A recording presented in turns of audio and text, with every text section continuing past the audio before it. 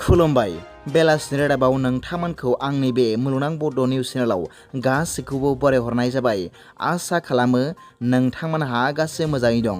बे समाव आं नोंथांमोननि सिगाङाव बेलासिनि मोननैसो खौरां लाना फैलायबाय।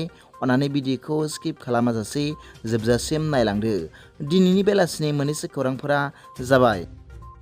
गिबि रादाबाव दं सराइबिल समबाय समथिनि बिसायख'थिनि फिथाइखौ दिनै फोसावबाय।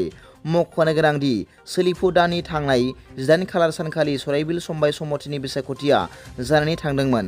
बिनि फिथाइखौ दिनै फोसावनानै होयो। बिजेपि इउ पिपल दोलनि सा 15 खौसेथिनि बिजाथि आरो बेरेखा दोलो बिपिएफनि सा 15 गासै सा 30 बिजाथिफोरा बे बिसायख'थियाव बादायलायदोंमोन। बिनिनो बिजेपि आरो इउ पिपल दोलनि गासै सा 15 बिजाथिफोरानो बे बिसायख'थियाव देरहासार जानो हायो। देरहासार जाखांनायनि उनावनो गासैबो बिजाथिफोरजों लोगोसे बिजेपि आरो इउ पिपल दोलनि गासैबो दैदेनगिरि बिथांमोनखौ रंजानायखौ नुनो मोननाय जादों। लोगोसे देरहासार जानो हानाय बिजाथिफोरखौ बिटिआरनि मावफुं सोद्रोमा उखिल मुसाहारि आरो रेवरेवा नार्जारी बिथांमोनहा बरायनायखौ नुनो मोननाय जादों। नैथि रादाबाव दं बिटिआर सोरखारनि बानजायनायाव Y-20 टक सिरिज हाबाफारि खुंफुंदों। मख'नो गोनांदि क'क्राझार सहरनि साखाथि सानदामारियाव थानाय बड'फा कालचारेल कमप्लेक्सआव दिनै बिटिआर सोरखारनि बानजायनायाव लाइमोन फरायसा फरायसुलिफोरखौ लानानै सानसेनि हाबाफारिजों Y-20 टक सिरिज बानजायदों। बे हाबाफारिखौ खुंफुंनाय थांखिनि सायाव बिटिआरनि मानाव गेदेर प्रमद बर' बिथाङा खौरांगिरिफोरनि सिगाङाव फोरमायनाय बादिब्ला बे थांखिखौ बिटिआरनि लाइमोनफोरनि जौगाखांनाय आरो गुबुन गुबुन रोखोमनि जिउ राहा दानायनि सोमोन्दै लाइमोनफोरनो गियान होनायनि थांखिजों बे हाबाफारिखौ खुंफुंनाय जादों होनना फोरमायदों।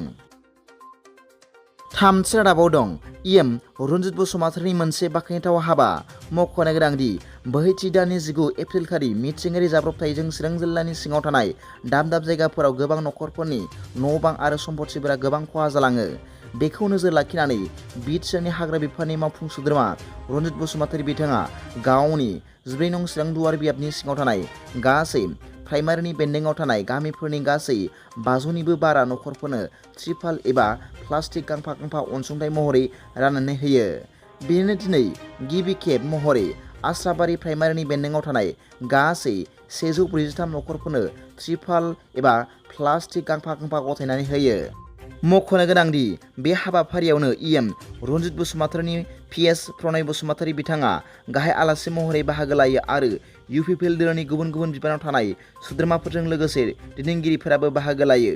मिथिंगायारि जाब्रबथायजों सिलिंखार खालामजानाय माखासे गोरिब दुखुथिया नखरनि सोद्रोमा एबा मुलाम्फागिरिफोरा त्रिपाल एबा प्लास्टिक मोननायखौ जोबोर गोजोननाय फोरमायदों खौरांगिरिफोरनि सिगाङाव।